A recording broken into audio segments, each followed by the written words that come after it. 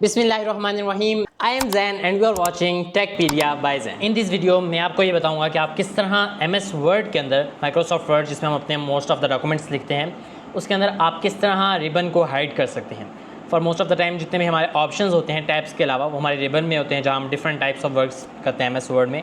But आप सम of the time आप चाहते हैं कि आपका डॉक्यूमेंट ज़्यादा जगह ले और आपका रिबन हाइड हो जाए, तो वो हम इस वीडियो में देखेंगे। So let's get into laptop and check how it work. Right now I have open in Google Chrome और यहाँ पर मैंने एक डॉक्यूमेंट ओपन किया हुआ है। अब यहाँ पर ये है सारा, यहाँ पर ये सारा जो है वो रिबन है और यहाँ पर जो है वो टैब्स हैं। Okay, you can see this.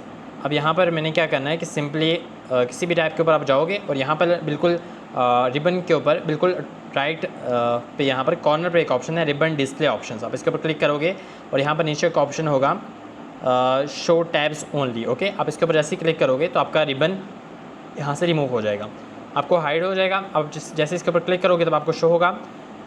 जब आप इसके ऊपर यहाँ पर जो भी अपने फंक्शन परफॉर्म करें, जब आप उससे साइड पे कर लोगे कर्सर को, तो वो हाइड हो जाएगा।